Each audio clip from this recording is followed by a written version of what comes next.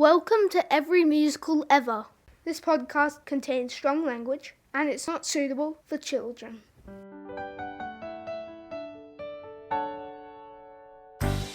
Hello, welcome to a new episode of Every Musical Ever. We are back. I'm Richard Carroll and today I'm talking about Oliver with my special guest Keegan Joyce. It's time to chat, just you and me. How many musicals can there be? I hope that there's infinity. Kettle on and pour the tea. Every musical ever. It's a show that is so clever. It's a very fine endeavor. Every musical ever. Oh, how good is that new theme tune by Brent Hill? Thank you, Brent. I spoke a bit more about that on the relaunch episode that went up a few days ago. That's going to be greeting the show from now on. We are back. Apologies for the prolonged absence. Again, if you need any explanation or more information, just listen to the relaunch episode I put up a few days ago. That gives you an idea, partly about why we've been away, but mainly about how we're coming back and what you can expect from the show from now on. We're supersizing. So this is our first regular episode. This will be pretty much as you know it, with me and a guest talking about one of our favourite musicals. But the good news is we will be coming at you every week for the duration of the season. The show will now be out in seasons and you'll get a new episode on a new musical every week. And you'll also get a shorter extras episode on that same musical within that same week. So 2 episodes a week. And we are kicking off with Oliver, thanks to our friend Keegan Joyce, who you may know from television's Please Like Me or from lots of different theatre productions in Australia. Keegan played Oliver, not just at school like a lot of us probably did, but in the professional production with John Waters in 2002. He was Oliver Twist in that production of Oliver. Who knew? He did, obviously, and now we do too. So in this conversation with Keegan, we kick off by talking a bit about his experience of playing Oliver Twist and what it was like doing the show. And then we sort of segue into more of a critique of the show itself and talking about what we like about it, what we don't like about it, what works, what doesn't work, what's strange. We talk about the songs and, just get into everything in the way that you come to expect from Every Musical Ever. Towards the end of our chat, I tell Keegan I have to say, one of the most insane theatre stories I've ever heard that I had to share with him that was about when Oliver went to America. One of the most strange decision-making stories in terms of putting on a show I've ever heard. So that comes towards the end of our chat. There's a bit of a teaser for you there. As always, you can get in touch with us at Every Musical Pod on Twitter and Instagram. You can go to facebook.com/everymmusicalpod or just click on the links in the episode description below.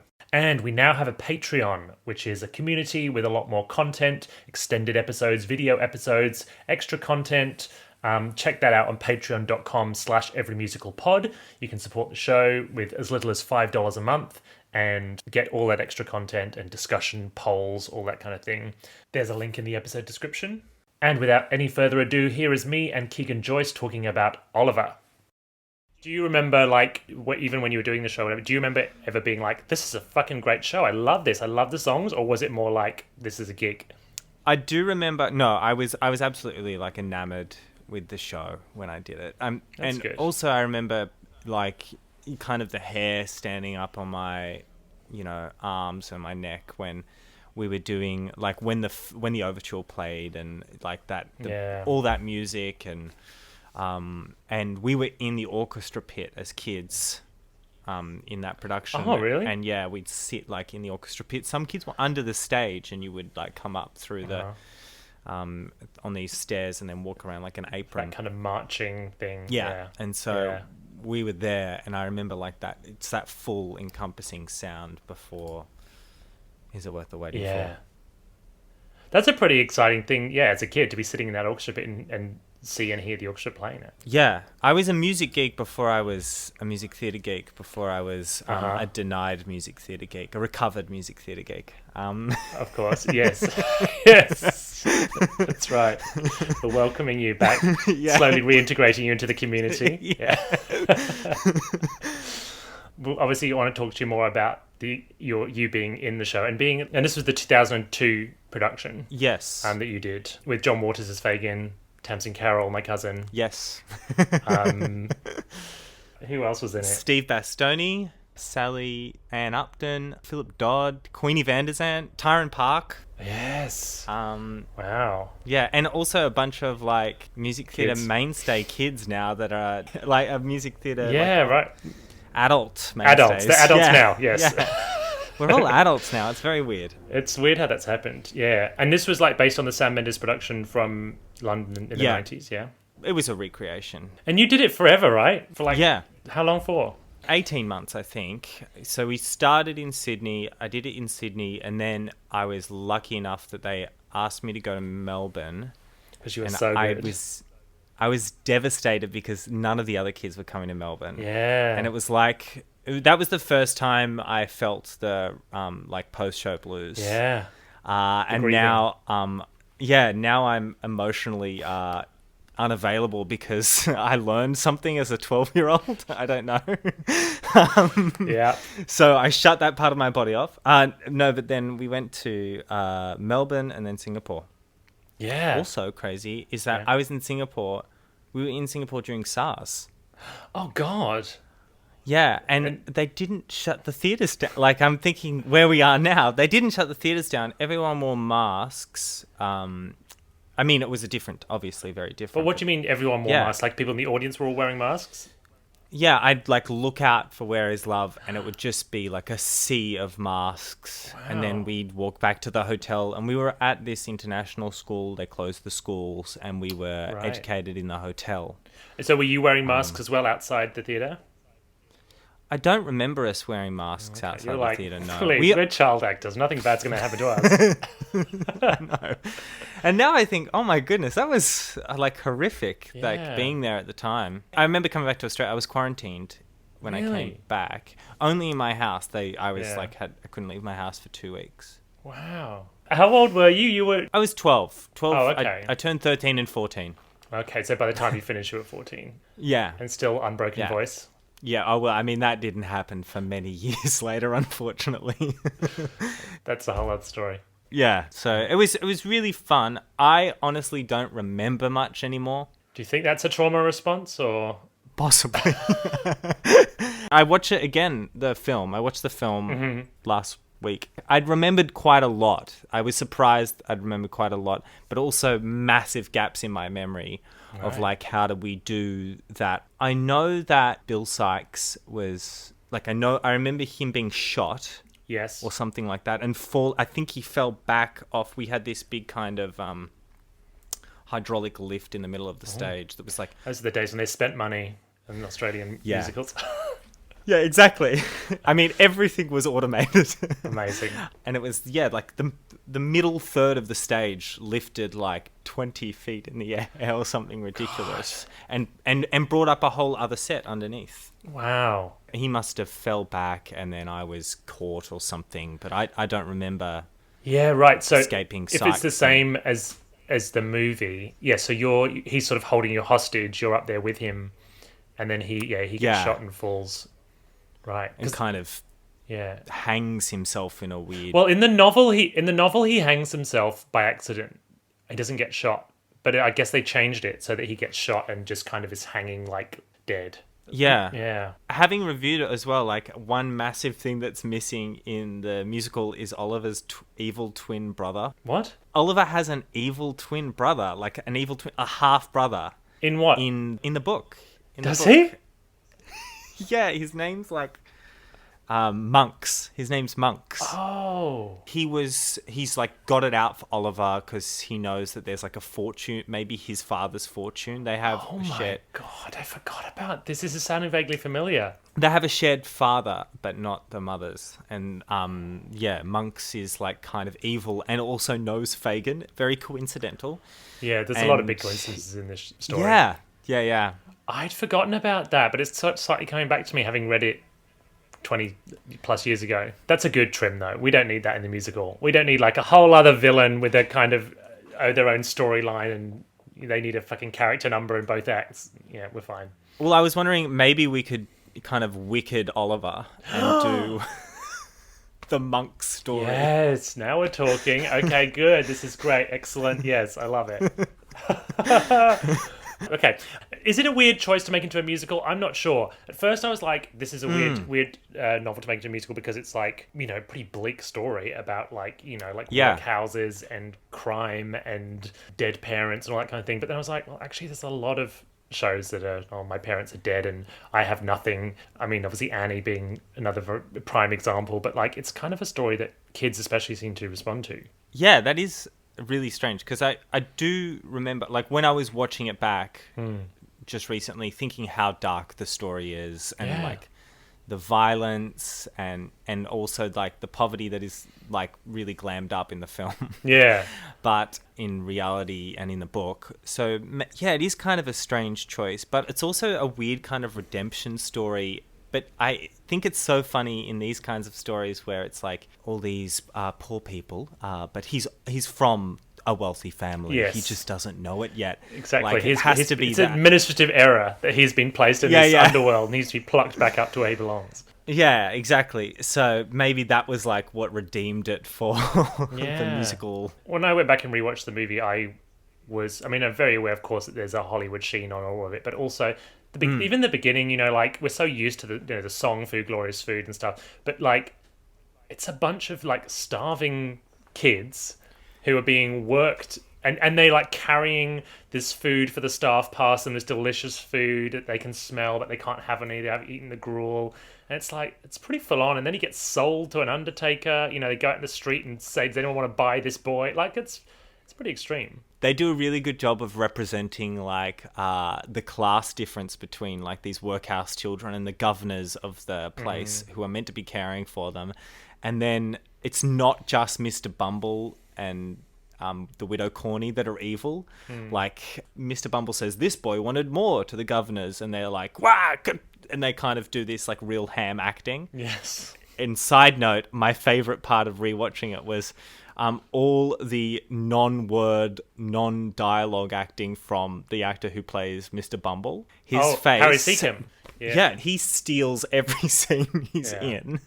Harry Seacombe was one of the Goons, which was like, I don't know if that was a thing in Australia, but like in the 50s, it was a massive radio show, sort of groundbreaking, almost like pre-Monty Python type groundbreaking comedy show. And so Harry Seacombe was quite well known in the UK, but not elsewhere. And then he sort of ended his life. I remember when I was a kid, like in the 90s, he was like hosting religious programs on television. Oh, wow. Sure. What a journey. Well, yeah. I mean, he was wonderful. But that scene where the governors are there, and it's not just like they do a good job of representing like society as being like kind of complicit in washing away this darkness, which I thought was pretty impressive. That's one of the things I suppose that makes it a good candidate for a musical, is that Dickens was very much writing social commentary, and so he was very much like, this is a story to show you how badly we treat poor people and like what our supposed the effect that our supposed Christian values have on real lives of poor people. And so there's very clear like good and bad and cause and effect that you can translate into very clear kind of like, here's a number where this happens and here's a number about this thing. I guess it's also a really good candidate for a musical because musicals are meant to be consumed by, well, hopefully by the masses. You could go for, I'm hoping in the 60s in the West End. I mean, when we did it, I remember tickets were like $90 for a reserve, and everyone was like, that is insane. And now I'm like, what I would give for a $90 A reserve ticket. Totally. Oh. Yeah, well, we might be going back to that. We'll see what happens after COVID. Oh, God. So Lionel Bart, he wrote the book Music and Lyrics, which is pretty rare. Yeah. It was very much his creation. He was the Lin-Manuel Miranda of his day. What I would give for his Twitter account. Oh, Lionel Bart's Twitter account. What a dream. He was an interesting guy. He obviously made a fortune from Oliver and then promptly blew it all with drink, drugs, parties, and investing in his own musicals, which are like just... And Twang. Was it Twang? Twang. Twang was Twang? the Drink, Robin drunk, Hood parties, musical. and Twang. Yes. I think probably the drink and the drugs led to the creation of Twang, which was a Robin Hood musical.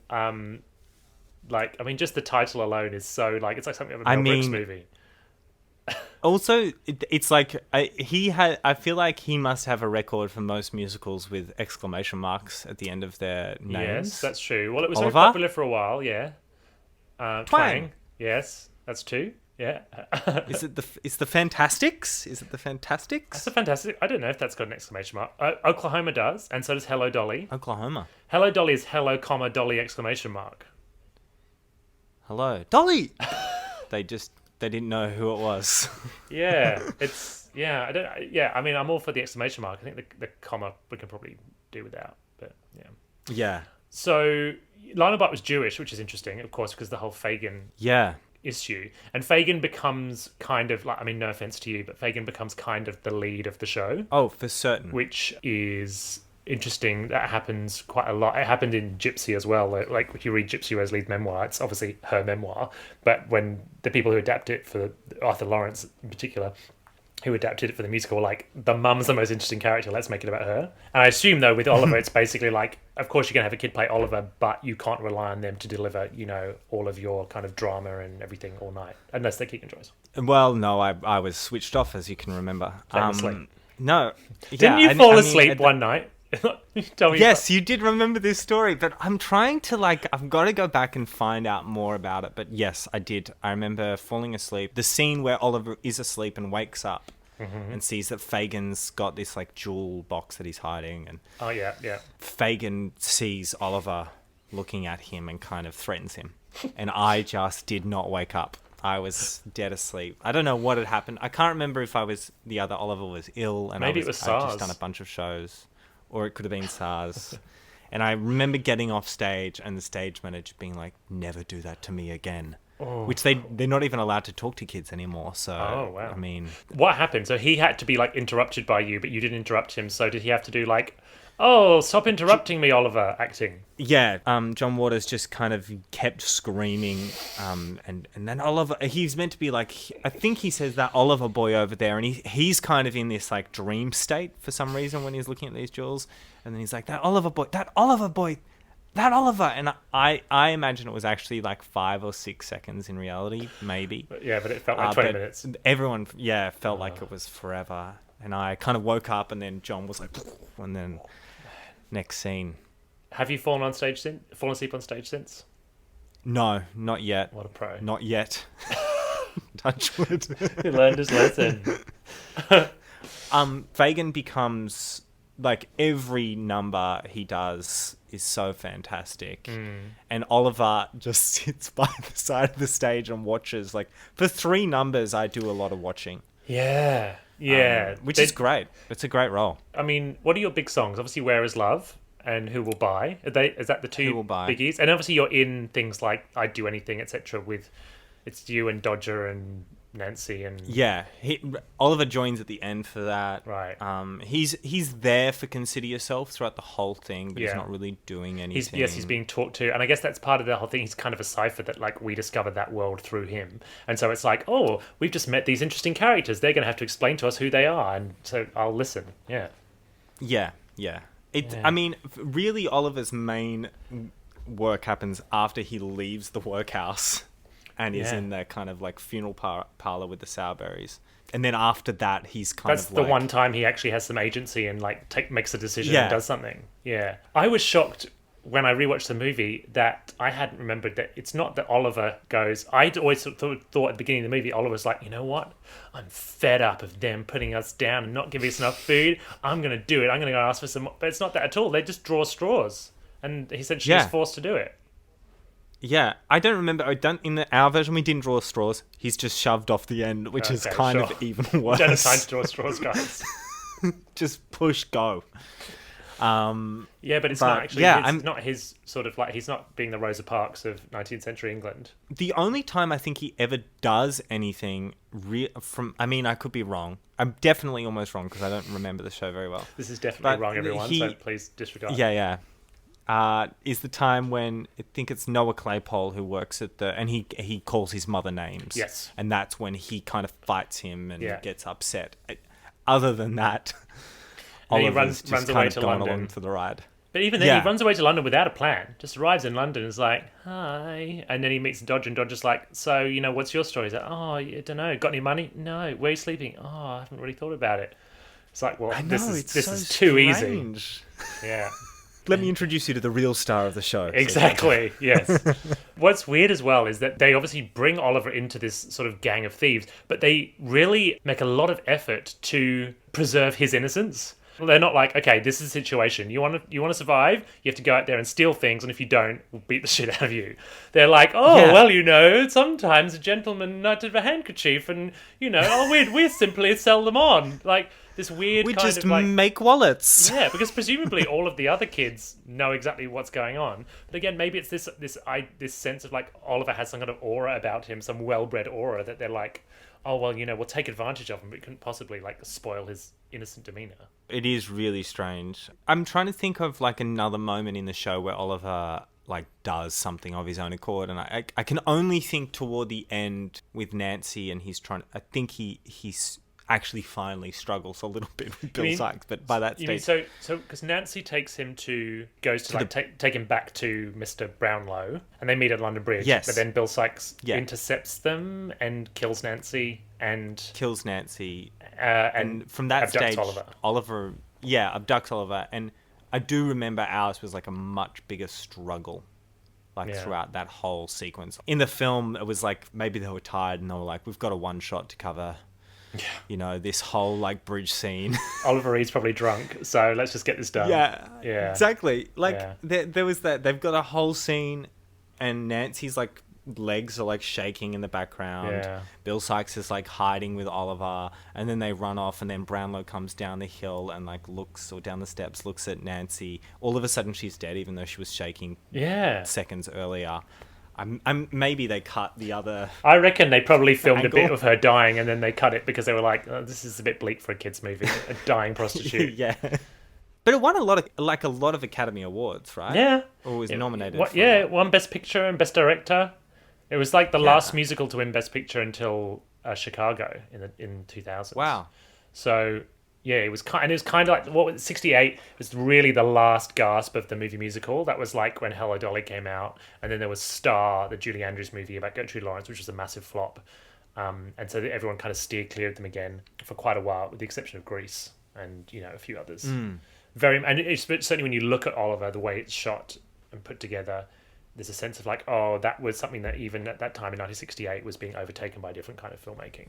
Yeah, I mean, it's very kind of glamorous, the way they portray like poverty-stricken Londoners. Yeah. And it's so beautiful. I mean, consider yourself all those big old dance numbers with everyone in pristine uniforms. Yeah. I mean, some of my favourite very camp butchers. Like that whole sequence is amazing. That again, it's like classic Hollywood, and it's so stagey. It's like we got one set, and we're just going to have everyone come out and dance in it in formation. It's not really filmic, just like the stage show, except we have like 5 times as many people doing it. Yeah. I mean, it's beautiful, but weird. There's also a really weird reprise at the very, very end of the film. The film finishes, and then it just cuts back to like a little reprise of "Consider Yourself" in the street. Oh, that's right. Yeah. Like, kind of it's like a credit sequence, but before the credits. Maybe I didn't make it through to that section. I'm gonna have just to go back. The whole film finishes, and like I don't remember what the last shot is or whatever, but like Fagin's gone with Dodger and Oliver's whatever, and then it just cuts back to like, that same Consider Yourself street scene, and they just do like Consider Yourself, and then it's like blackout. Yeah. I do remember that. They were like, this is the Bowers music. It's the Bowers music. After we paid for it, put it in. Exactly. Yeah. I think that's what it is. But it is kind of just like, whack it in. People will love it. They got rid of most of the reprises from memory. There's like a... Yes. And they got rid of Bill Sykes' song. Yeah. What was it called? My Name Not is Bill a great Sykes. Song. Is that what it's called? Yeah. We'll go through all the songs. My Name. Where's the list? Yeah. Here, musical numbers. Okay. Now, I have to say, it is hit. Just in terms of like songs that transcend musical theatre, that people who've never seen Oliver, never seen a musical, they would all know Food Glorious Food. They would all know Consider Yourself. They'd all know You've Got to Pick a Pocket or Two. As Long as He Needs Me. I'd Do Anything. Yes. Where Is Love? So he was a bloody hitmaker. I think hitmaker. heaps of people know Oliver as well, which is like one of the weirdest songs in the film. Third song in there, Lionel Bart was like, how do I put his name in the show. I think that's because if it's the title song of a show, even if it's not like the most famous song, it'll be like, it's like a Pavlov's dogs thing. It's like, oh, you hear the name and you're like, you just hear that. Oh, Oliver.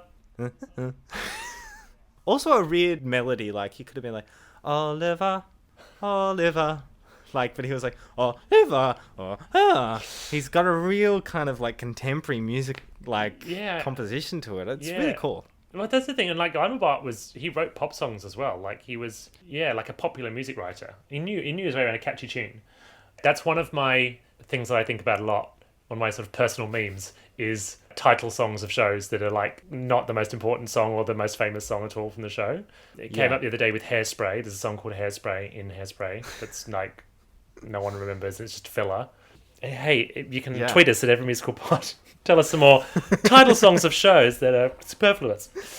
Food Glorious Food is a brilliant opener. And again, I thought this when I watched the movie, because even it's like bleak and everything, but it's such a good song and it sets up the world for us, but also tells us that it's not going to be too bleak because they're singing about sausages and stuff, as opposed to singing about like how they're starving and dying. And it's also very showy and ritzy, and it's like orchestrated so beautifully. I always think about how it starts with that kind of like da ba ba ba ba ba bum bum bum bum, like that really monotonous thing, and turns into ba ba ba dum da. Like that's amazing. Composition. Yeah, true. Also, great lyrics.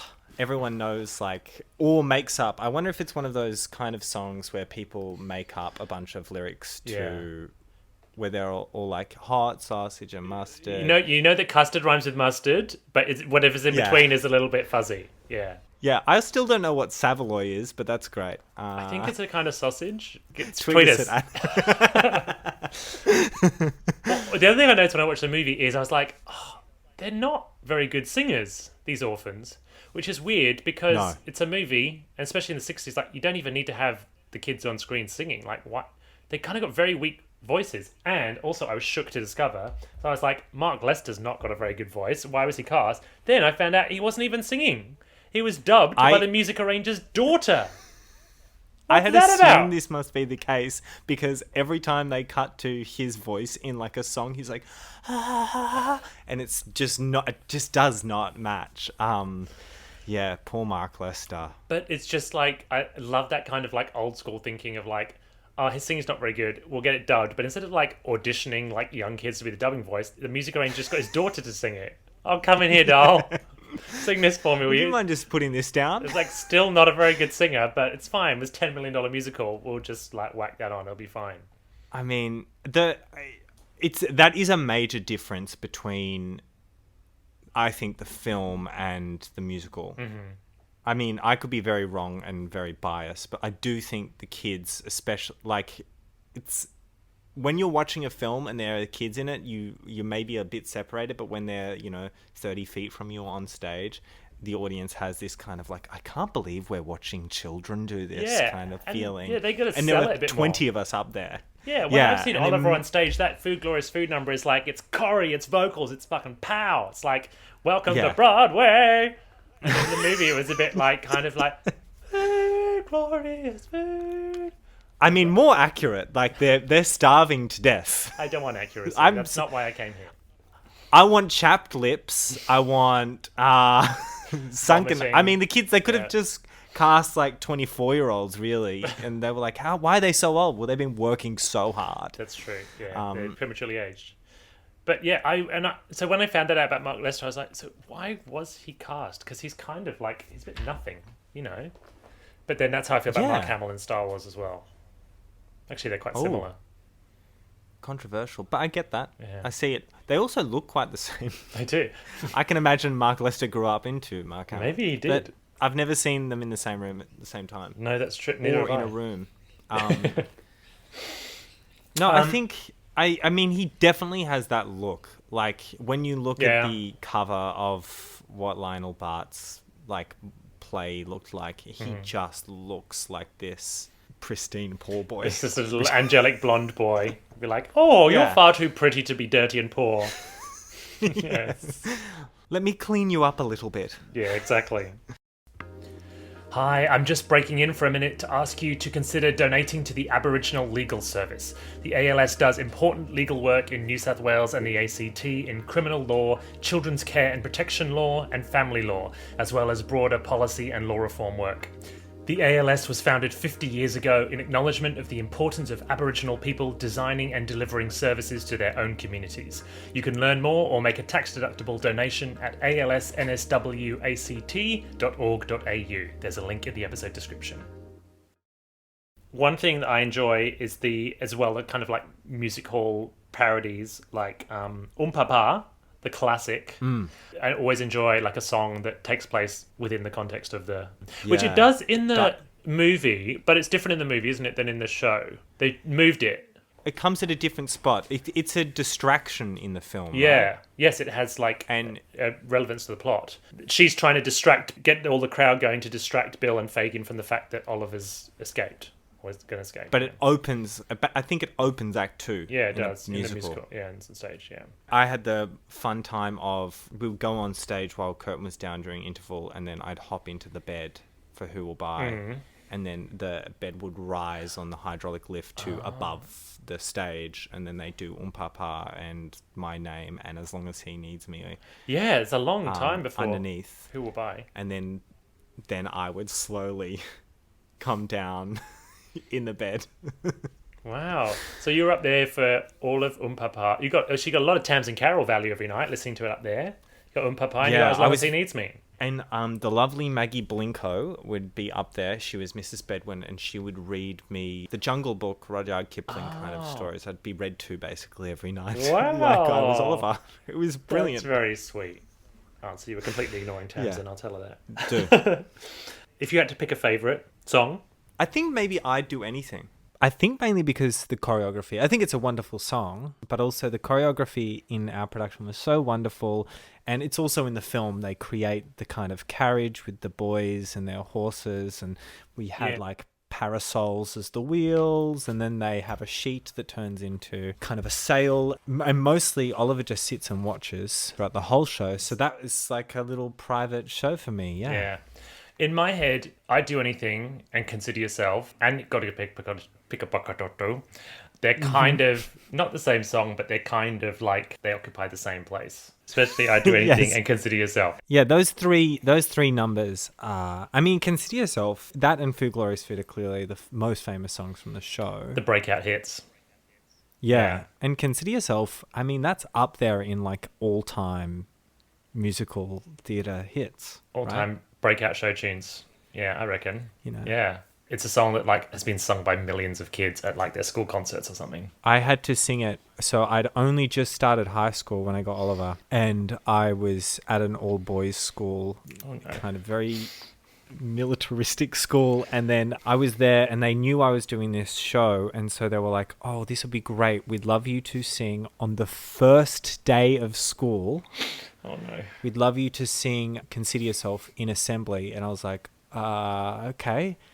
And no accompaniment, just me in my full school uniform, just singing Consider Yourself and doing like a little dance, I remember. Oh my God. This is mortifying. That was like not a great way to start high school. Oh, just seeing your little unbroken voice with no piano, just like, come on, everybody! I mean, that's my feeling in my head. Maybe there was a whole ensemble behind me, but in my head, that's what it felt like at least. That's the memory. I mean, I was definitely by myself, but... Oh, just the silence. Just the silence between the notes. Oh, God. That was in Sydney, and then they did it to me again in Melbourne. I went down to Melbourne, and I had to change schools, and I went to a brand new school. I was only there for a term in Melbourne, and that was and the same thing, all-boys school... Like, just an And they asked you to sing Consider Yourself again in assembly. Yeah. Also, it's not even Oliver's song. Furious. This is one of those things of like, if a fight breaks out in every bar you go to, are you sure you weren't being like, hey guys, look, I've got some great material. It went down brilliantly at school in Sydney. Don't need an accompanist. Just a quick sound check. I can still do the box step. I got it, guys. Bad. That does sound pretty traumatizing. I'm sorry. Yeah. So that's why I Consider Yourself's not at the top, and I Do Anything is up there for me, because I never had to sing that really publicly. Yeah. Oh, God. Yeah, you're right. They were like, can you sing that song that's like not even sung by your character, by like the cooler, more interesting character? Yeah, we'd love you to sing Where Is Love, but it's too sad. Yeah, exactly. I don't know. It's a bit boring. Were you like jealous of the Dodgers? Do you feel like Dodgers like the cool role? I was just probably so bewildered I was there, and the whole time I didn't even know what jealousy was. You weren't capable of ambition. You were just like, I was just like, this is, yeah, I'd be like, wow, another door in this place. It's amazing. They just keep opening. well, that's very good. That's a great attitude to have. You should hold on to that. I would say my favorite might be, obviously because I'm a homosexual show queen, it might be As Long As He Needs Me. I mean, it's beautiful. It's a great song, and again, like another sort of breakout song. But it is that sort of classic old school musicals victim song. Like, the good news is, actress playing Nancy, you get a fabulous show-stopping number in Act 2 and everyone loves it. The bad news is it's all about how your man beats you up and you still love him and you just do anything for him because you have no agency. Super dark. Yeah. It was only watching the film again that I kind of was so blown away by how dark it was. I had no idea when I was watching it. I don't think any of the kids did. Right. So you were shielded from it the same way that Fagin kind of shields the orphans from the worst aspects of the business. Yeah, I guess so. I mean, we were so distracted being kids. So yeah, maybe. But it's a massive song. Like, I have a vinyl pressing of Shirley Bassey singing it somewhere. I've never actually played. Oh, well, yeah. that's not okay at all. I have that too. Yeah, I have her singing it on vinyl. Oh, it's incredible. Yeah. That role was originally written for Alma Cogan. In the original West End production, they wanted Alma Cogan to do it, who was a big star of the hit parade at the time. But she, wouldn't commit or something, and so didn't end up doing it. I read that they wanted Julie Andrews to play it in the film. Julie Andrews was under consideration, I believe, for the role, and there was someone else. Let's see. I mean, they mainly cast non-names in the movie, obviously. It says Elizabeth Taylor turned down the role of Nancy. I mean, can you imagine that? Imagine her barking her way through As Long As He Needs Me. I mean, it would have been a classic Mark Lester, just re-record it with the arranger's daughter. Yeah, exactly. Can you sing? That's true. She would have been kept even busier. The other thing is that Carol Reed, the director, wanted Shirley Bassey because she'd had a big hit with the song, but Hollywood was like, no, sorry, we can't have an interracial romance. That is a big thing you notice when you watch the film. Just there's no black people in London apparently. Yeah. So in the movie, obviously they used Ron Moody, who was well known in Britain for doing the show, but apparently the role of Fagin in the movie was turned down by Peter Sellers, Dick Van Dyke, and Peter O'Toole before they went, oh, we'll just use Ron. I mean, can you imagine if Dick Van Dyke was Fagin? I can imagine it, actually. And yes, I think that was a swerve. Gosh, that accent. I would love it so much. Oh, I can see Peter Sellers doing it. I can see all of those people doing it, actually. I can see why they went for those people. Oliver Reed was, of course, Carol Reed's nephew. Did you know that? Oliver Reed, who plays I didn't know that. was the nephew of the director. Although he was already kind of, making a name for himself. Harry Seacombe, as I mentioned before, who plays Mr. Bumble, he was sort of well-known in Britain from the Goon Show. Yeah. Yeah, they said that they considered Julie Andrews. I reckon she would have said no. She was huge at the time. It was her very sort of big period. And I think she would have been like, it's not Julie Andrews in Oliver. Maybe if the show's called Nancy, then we'll talk. Yeah. But Shani Wallace is obviously, again, a complete unknown. I think the producer or the director saw her just singing on Chat Show or something, and that's how she got the role. When they remounted it again in 2009 or something like that, they do one of those kind of I'd Do Anything shows? They did. It was called I'd Do Anything. It was won by Jodie Prenger. Jodie Prenger, and so she played Nancy, and they also they auditioned for the Nancys and the Olivers, but the Olivers were kind of a little bit sidelined. It was pre-filmed little packages because obviously they didn't want to be like kids, make them cry. So the Nancys were the sort of the big featured thing. So I saw that production because Tamsin went over to London and she's still there. She went over to do that as she was the alternate, so she did 1 or 2 shows a week, and so I saw her doing it with Omid Jalili as Fagin, who took over from Rowan Atkinson. Oh, fantastic! Yes. I also saw that Barry Humphries was in the 94 production. He was in the original cast, and I've heard, I don't know if it's true, but I heard that they wanted him to play Fagin originally, but then they decided that they needed to have Fagin played by a Jewish actor, because even then they were very aware of the awkward politics around the Jewishness of Fagin. So, yeah, he ended up playing Mr. Sowerberry, is that his name? Yes. So he's in the original production. That's amazing. Yeah, that's so cool. Much more star casting now. That revival had Rowan Atkinson, and then Omid Jalili. I can't remember who else took over, but various sort of celebrities rotated through that role. Whereas Ron Moody's like Top Hall or Carol Channing or Yul Brynner, like just got famous for playing a role and then just played it forever. Because he did it again in the 80s in a revival, obviously the movie. He did it in the 80s on Broadway with Patti LuPone playing Nancy. And she, I mean, as you can imagine, I mean, I don't want to shock you too much, Keegan. I hope you're sitting down. Patti LuPone was not particularly happy. Surprise. Okay. And she let it be known in her memoirs. She said, well, the production should have run longer, noting that the production utilized the original set's costumes, blocking and direction, and commented, maybe that was the problem. It only ran for 2 weeks. 17 performances. Wow. Yeah. I saw that Jonathan Pryce also did it. He took over the role of Fagin. He did the role of Fagin in 94. That's right. So that was like... Which is surprising to me. I mean, I can totally see him in the role, but it just doesn't seem like a very interesting choice in the remount. No, fair enough. Well, that was the first sort of Cameron Mackintosh production. So the one that you end up doing, like that was that. And I think like the 2009 or whatever it was, revival was essentially that production, because of course the Cameron Mackintosh was like, I've got a production of this, it's now going out over and over again over several decades all around the world. So yeah Jonathan Pryce, sure. I wonder if they'll ever make another film, because I feel like it would be a really great remake if they could do a good version. Like maybe Tom Hooper wouldn't be involved. Yes, that would be excellent. If we could have not Tom Hooper or Rob Marshall, because he'd be the only two people who direct musicals, I would be up for that. In the same way, I'm up for the new version of West Side Story. And you know that's supposed to be a remake of My Fair Lady, and Emma Thompson wrote a script for it, and then it all fell over. And people were like, blasphemy. But I'm like, no, I think it's not a great movie. So like Oliver, West Side Story, My Fair Lady, I'm up for remakes. Let's get going. Who would you put in today as Tamsin? Okay. As Tamsin as Nancy. Yes, as Tamsin. I think if only to rewrite the wrongs of history, we have to have an actress of colour. Yeah, great. So maybe Cynthia Erivo. She'd give the character some guts. Yeah, I'm trying to think of like a pop star I would put in. Not Ariana Grande. We were just talking about her in the live television version of Hairspray, where she plays Penny Pingleton, and it's just like, it's not a demanding role, and she still managed to just be like, oh God, what's going on with Ariana? Oh, really? She cannot deliver a line. Yeah. She grew up in the music theatre world as well. Well, she grew out of it. She did. After 13, exactly after 13. She has left it long behind in terms of acting. Yeah, okay, so not her. I'm trying to think like someone like SZA or her, or an English equivalent, like a really kind of different pop star, but that has like massive pipes. Adele. I mean, I'd love Shirley Bassey to come back and just... Shirley could do it. You know what? They could do what they did with The Irishman, with the de-aging technology. Yeah, there we go. And just have Shirley come, belt it out.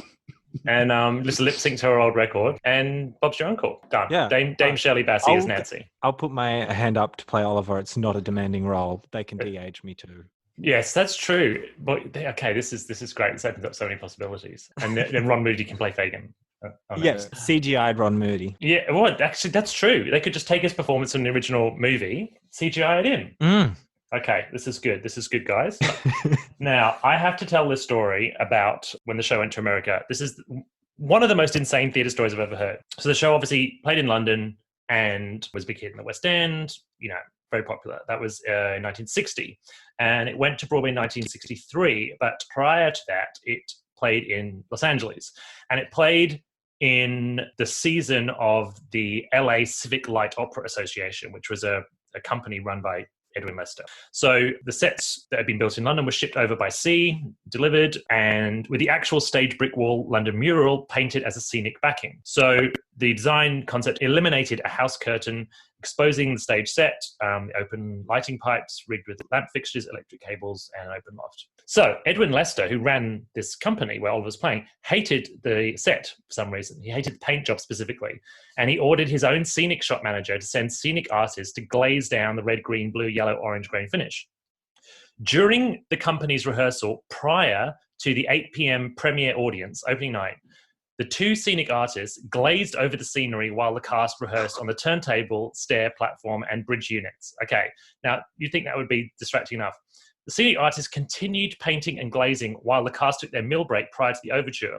As the audience was seated, the open-to-view stage set painting continued, with the two scenic artists still painting and glazing as the musical was performed. continuing during the intermission through the second act performance and taking curtain calls with the company. Remaining on stage afterwards, the two continued their glazing throughout the night, finishing the repainting the following day at noon. I mean, that's just a series of events that's just like, at what point does someone say, fuck it, just start the show. Just let them keep going. Let them keep going. Reviews noted that the stage directions included 2 London house painters for atmosphere, and later questioned where and why the house painters had been eliminated after the show's opening night. I was wondering if people were like, is this part of it? Because that's exactly what I think. They were just like, oh, there's a couple of house painters. But just like, you can imagine you getting ready, like we've all been there, like getting ready for opening night and you're about to open the theatre and things aren't ready and it's like, oh, fuck, you just, at a certain point, you got to make a call. But they were like, no, just leave them. Just keep painting. We'll do the show around you guys. That's amazing. It's pretty extraordinary, isn't it? And just the smell of paint fumes just going through the theatre. Actors like touching the set and paint all over their hands during the opening night performance. They're like, oh, this is a really strange way of showing like London's rebuilding during the period. I don't know. Yeah, it's a choice. You know what? If you just make a choice and commit to it, that's what it's all about. People are like, oh yeah, the London painters were interesting. The Broadway production had a lot of the West End cast as well. So Ron Moody went over, as did Georgia Brown, who played Nancy, and Barry Humphries went over too. Oh no, Ron Moody didn't go over, sorry, apologies. But Georgia Brown and Barry Humphries did. And one of the reasons why it was such a hit on Broadway, I don't know if you knew this, was that they happened to go and perform on the Ed Sullivan Show, and they performed your favourite, I'd Do Anything, and As Long As He Needs Me, on the Ed Sullivan Show on February the 9th, 1964, by pure chance, exactly the same evening that the Beatles made their legendary first American television appearance. So they were on that same huge episode of Ed Sullivan. And so, you know, they got a bit of a Beatles bump. Yeah, 2 English shows. Talk about your British invasion. Yeah, no. Two ends That's of the what people really mean. Yeah, exactly. So good for them. And it's been a bloody hit ever since. Do you think it'll come back soon? Be back soon. Apologies. Yes. I mean, how long ago was that? 2003 to 2004. We must be due a revival. But also, like, does have a lot of children. Yes. But there's lots of shows that have a lot of children. I mean, Annie comes around every 8 years. That's true. We had 36 kids making up 2 casts. Right, okay. So there was only 2 casts at the time, plus 3 dogs. Did any of the dogs understudy any of the kids, or it wasn't no, exchangeable? They were better. Is it more than Annie? Is it more than Matilda? I don't know. Well, I don't know if it's more if you include... Did they have like 3 casts or 4 casts in those shows? I don't know. I think they had 3, sure. You're bumping it up to like 54 kids. Yeah, and maybe that's why. But you would think it's such sure box office. I mean, and that's the thing about these shows. That's why Annie comes around every 8 years, and Sound of Music and all those is because you know that there's always new kids. So, you know, that's the problem with revivals is people go, oh, I've seen that show, I'm not going to bother. But there's always going to be a whole bunch of new, 5 to 15-year-olds or whatever, whose parents will say, oh, we must take them to see this. I think it's due, and I think it would be really good to see a new, interesting production of it. I don't know if Well, isn't that the case with so many shows? It would be lovely to see a new interesting production, but we're probably going to get the Cameron McIntosh one back again with Keegan Joyce as Fagin. I'd be terrible as Fagin. Thank you so much to Keegan Joyce. What fun it was to chat with him about that show. He's a legend. How wild is that story about the house painters? That's what I was obviously referring to in my intro. I still just can't get over that. I love it so much. Crazy theatre stories. So I will be back in a few days' time with an Oliver Extras episode. There'll be a little more content from my chat with Keegan, and I would love to hear your feedback. So please get in touch with us. You can tweet us at everymusicalpod. You can comment on our Facebook page, or you can email us everymusicalpod@gmail.com. everymusicalpod@gmail.com. Send us an email with your thoughts on Oliver, your thoughts on this episode, or any other suggestions. And in that Extras episode in a few days' time as well, I had a little Zoom call with the legend that is Tony Sheldon. Tony Sheldon needs no introduction to Australian theatre audiences. He's a legend and he's a Tony-nominated Broadway actor. But he got his start in Oliver. He was one of the boys in the 1966 to 68 tour of Oliver, where his mum, Tony Lamond, another theatre legend, played Nancy. So I had a little Zoom call with him and chatted about that production, his memories of the show, of his mum playing Nancy, and how different things were from when Keegan did the show. All the boys were numbered. There were 13 boys in the show. We were numbered from height, from 1 down to 13. So I was number 4. And we weren't allowed to wear makeup. But I discovered Will Andre's makeup shop, which used to be in Pitt Street, during the run. And so I used to experiment, and I would draw on black eyes, or the next night I'd black out a tooth, or I had a scar, and I looked like I'd been hit by a train. Of course, our director was playing Fagin, and I remember him in one of the scene suddenly looking over and doing this double take. His only comment to me was, Tony, I think you might have had something stuck in your teeth, some spinach perhaps. That was all I needed to know that I'd done the wrong thing. He said that the boys ran absolutely feral around the theatre. So that Zoom chat with Tony Sheldon is in the Oliver Extras episode. In order to make sure you don't miss that episode or any upcoming episodes, make sure you hit subscribe if you haven't already on whatever service you're listening to this podcast on.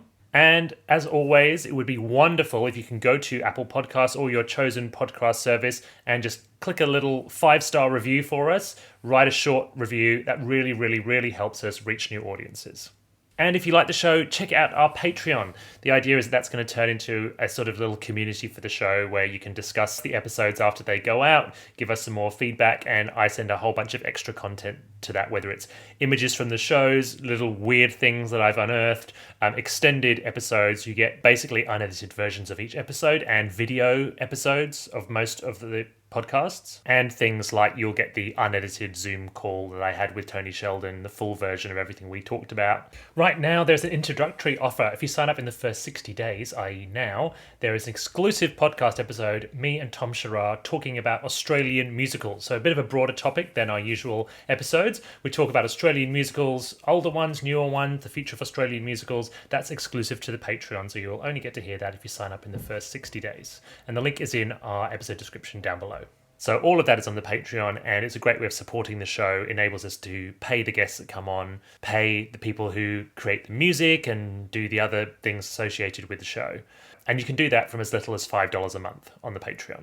That's all for this episode, for this week, I can say now. Well, I'll see you again in a few days' time with the Oliver Extras episode. Send us an email, send us a tweet or a Facebook comment to say hi so we can engage in some conversation on that episode. We'll see you then.